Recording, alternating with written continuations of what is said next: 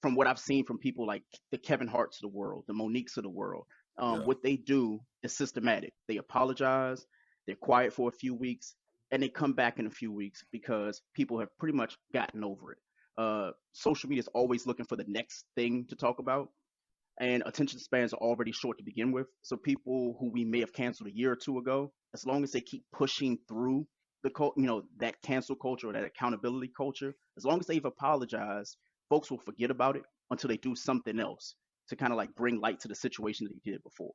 So I guess my thing is like there are people who really want to correct the wrong behavior and try to not so cancel the culture but kind of correct the culture, but most of the people who are like stoking those flames are holding those people accountable not because they want change, it's because they're keeping that fire ablaze, so to speak. So You know what I don't like about cancel culture is the mistake, if it's a one time thing, Mm. is so loud for that person, right? The impact. Right.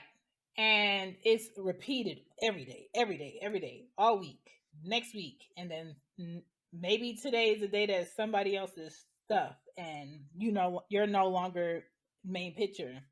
The aftermath of that is where your shows are canceled, your deal is canceled, your book is canceled. How your children been eating? We don't want them going to the school anymore. It's too much drama. How your mother is treated at her church is really stale right now, and they don't want her on whatever choir or whatever. It's a ricochet of things. Then when someone comes up and be like, yes, I'm sorry, my name is such and such, and I lied because I was really going through such and such. The apology is quiet. And when the impact is so big and it ricochets and it creates a bitter person, it creates bitter people because it's like, yes, y'all say that we're human and we're imperfect and we should be forgiven. And yes, they did slightly apologize, but the apologize was this big. The impact is still happening for me. Mm-hmm. And Mm-hmm. so when you hear people getting in trouble and you see people's lives being ruined, especially black men who have gone to prison for rapes that never occurred, for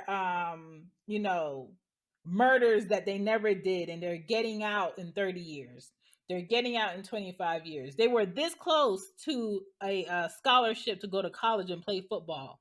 That's done with because of where they're at. Those women who lied, ain't nothing wrong with their life. The woman who lied on Emmett Till, she chilling. Yeah, and that's the thing about what I say. Cancel culture being here. Cancel culture is nothing new. It's just whose hands is it in. And just because the gun, when the rabbit get, what was it? When the rabbit got the gun, it's no fun. The Right. rabbit got the gun now, and is it? It's still a problematic. It's still an issue, and it's when people abuse it. That's the best way I can put it. When people abuse that mindset, abuse that tool, it's Mhm. hurtful to us all. And people don't put, and it gives people a God complex, delusions of grandeur. Like once again, we've seen activists on this application called TikTok right here, where they say, they're doing it for us, they're doing it for the people, they do it to make a change. And yes, they provided change. Yes, they brought some good things in. But guess what? I sit back and some people look at like the people who know, why don't you follow this? And I see people send me things and my mentee, you should follow them. I'm like, no, because it just they just come off. They're not doing it in total. Because I see them liking and involving in messiness, involving in this has nothing to do with activism. This really have to do with what they want and what they like. So now it's based off what are we doing for the people and what we're doing for myself. You know, that's why I look at.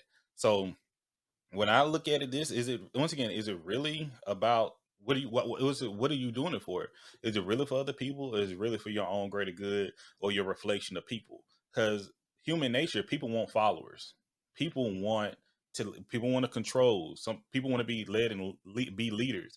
And when I say human nature, it doesn't mean everybody do it, but in certain people, all throughout time, people want to use it. Okay, it could be used for good and it can be used for bad, but that good and bad is a very thin line.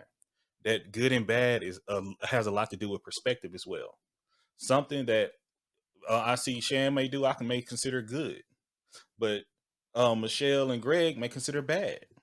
Mm-hmm. No, and maybe it may be doing the same action. And it's once again, I saw her do it and I saw her intent, but I saw the whole 10 minutes of what she did. But someone may have saw, oh, I only saw the last 5 and I don't agree with it.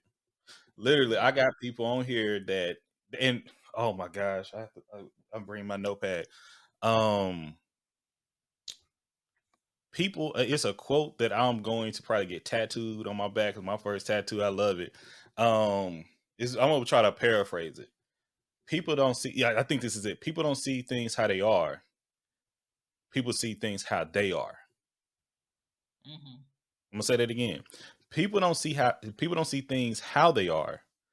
People see them, like, basically see themselves how it is. This is what they are, a reflection of themselves. If they don't see, this could be happening, but they're going to base it off their feelings. They're going to base it off their own perspective at the end of the day.